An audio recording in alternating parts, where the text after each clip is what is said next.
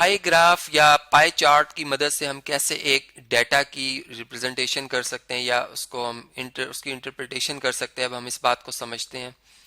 ये बात याद रहे कि डाटा में मौजूद जो वैल्यूज है अगर उनका आपस में कंपैरिजन या होल जो मतलब टोटल है उसके साथ अगर कंपैरिजन करना हो तो फिर पाई ग्राफ सबसे बेहतर ग्राफ होगा। कैसे इसे बनाया जाता है अब हम इस पे बात करते हैं। पाई मीन के हम एक सर्कल बनाएंगे। सबसे पहले मैं यहाँ पर एक सर्कल जो है वो ड्रॉ कर लेता हूँ। जी स्टूडेंट्स, आप ये देख सकते हैं एक सर्कल जो कि खास या कोई भी सूटेबल रेडियस रखकर हम ड्रॉ कर सकते हैं। ठीक है, ये इसका फर्ज कर लें कि ये सेंटर है।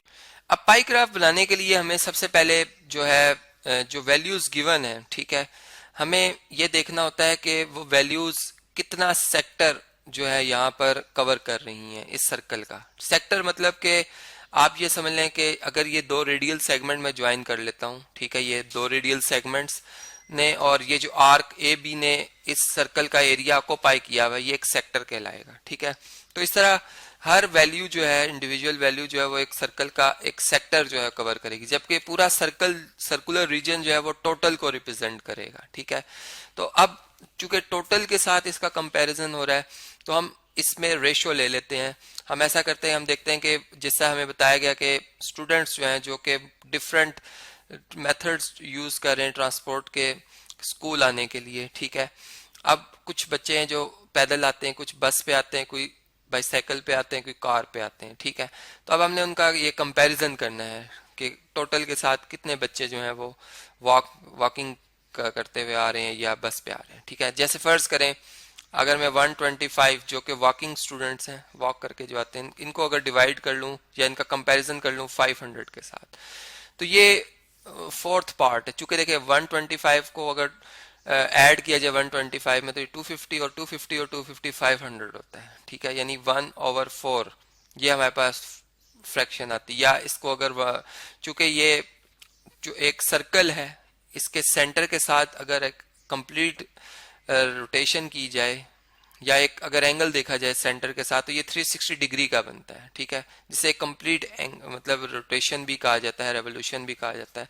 तो हम देखते हैं कि 360 डिग्री का फोर्थ अगर पार्ट लिया जाए तो वो कितने डिग्री बनता है। ठीक है, तो यहाँ से 4 के टेबल से 4 9 टाइम और 4 0 टाइम 0 और 4 9 टाइम 36, तो ये 90 डिग्री बनता है। इसका मतलब 90 डिग्री का जो रीजन है सेंट्रल एंगल जो सेंटर के साथ बनेगा, रेडियल सेगमेंट अगर फर्ज करें यहाँ से स्टार्ट हो रही है, मैं कंपास की मदद से 90 डिग्री का एंगल बनाऊंगा या प्रोट्रैक्टर रख कर देख लूंगा कि कहाँ पे 90 डिग्री बन रहा है। ठीक है, और उस प्रोट्रैक्टर की मदद से यहाँ पर मैं इस तरह से एक रीजन जो है वो शो कर दूंगा जो कि वॉकिंग जो करते हुए बच्चे स्कूल आ रहे हैं उनको मतलब रिप्रेजेंट कर रहा है, उनकी तादाद को रिप्रेजेंट कर रहा है। ठीक है, इस रीजन को मैं थोड़ा सा लाइट सा शेड भी कर देता हूं ताकि ये मुनफरिद हो जाए दूसरों से। ठीक है, इस तरह से ये यहाँ पर इस तरह। ठीक है जी, अब इसके बाद जो इसे नेक्स्ट है हमारे पास वो है बस। अब बसेस में जो बच्चे आ रहे हैं, ठीक है, वो कितने हैं 250 हैं आउट ऑफ 500, मतलब आप समझ लें कि हाफ स्टूडेंट्स हैं, टोटल का हाफ बनता है। ठीक है, और अगर 360 का हाफ कर लिया जाए टाइम्स 360 डिग्री अगर इसका देखा जाए तो ये हमारे पास कितना बनता है जी, ये हमारे पास बन जाएगा 360 का हाफ 180 डिग्री।